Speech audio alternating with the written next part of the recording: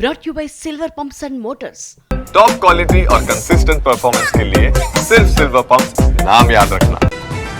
గత ప్రభుత్వ పాలనలో దెబ్బతిన్న ఆర్థిక వ్యవస్థని గాడిలో పెడుతున్నామన్నారు ఆర్థిక మంత్రి భట్టి విక్రమార్క. 3,04,965 కోట్ల రూపాయల అంచనాలతో బడ్జెట్ ని ప్రవేశపెట్టిన ఆయన తెలంగాణ ఆర్థిక వ్యవస్థని 10 ఏళ్లలో $1 ట్రిలియన్ చేర్చడమే లక్ష్యంగా కార్యాచరణను రూపొందిస్తున్నామని తెలిపారు. రాష్ట్ర ప్రజలకు జవాబుదారీతనంగా ఉంటూ పాలన సాగిస్తున్నామన్నారు ఆర్థిక మంత్రి భట్టి విక్రమార్క. తాత్కాలిక దీర్ఘకాలిక ప్రయోజనాల్ని దృష్టిలో పెట్టుకుని పనిచేస్తున్నామన్నారు. 2025-2026 సంవత్సరానికి 3,04,965 కోట్ల రూపాయల బడ్జెట్ ప్రతిపాదనల్ని సభకు సమర్పించారు. ఇందులో రెవెన్యూ వ్యయం 2,26,982 కోట్లు కాగా మూలధన వ్యయం 36,504 కోట్లని తెలిపారు. అన్ని వర్గాలకు మేలు చేసేలా సంక్షేమాన్ని అమలు చేస్తూనే రాష్ట్రాన్ని నెంబర్ 1 గా నిలిపేందుకు మెగా మాస్టర్ ప్లాన్ 2050 రూపొందించామని తెలిపారు. దేశానికే తలమానికంగా ఉండేలా ఫ్యూచర్ సిటీని నిర్మిస్తామని వెల్లడించారు.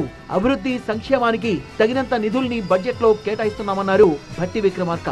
నిరుపేదల కోసం, బలహీన వర్గాల కోసం మేము తీసుకున్న ప్రతి చర్య వెనుక ఉన్న ఆలోచన ఇదే. అభివృద్ధి ఫలాలు సమాజంలోని చిట్ట చివరి వ్యక్తికి చేర్చే లక్ష్యంతో అభివృద్ధి మరియు సంక్షేమ రంగాలకు తగినన్ని నిధుల్ని ప్రస్తుత బడ్జెట్లో ప్రతిపాదిస్తున్నాం.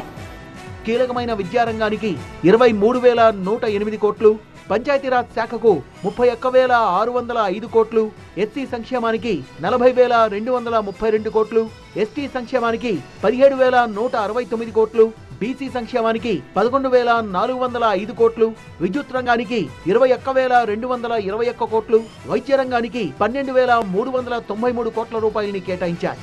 ఇరిగేషన్ శాఖకు 23,373 కోట్లు, హోంశాఖకు 10,188 కోట్లు, గృహజ్యోతి పథకానికి 2,080 కోట్లు, మహాలక్ష్మి పథకానికి 4,305 కోట్లు, చేయూత పింఛన్లకు 14,861 కోట్లు, ఇందిరమ్మ ఇళ్లకు 12,571 కోట్లు, రైతు భరోసాకు 18,000 కోట్లు, రోడ్లు భవనాలకు 5,907 కోట్లు, రాజీవ్ యువ వికాసం పథకానికి 6,000 కోట్ల రూపాయలని కేటాయించారు.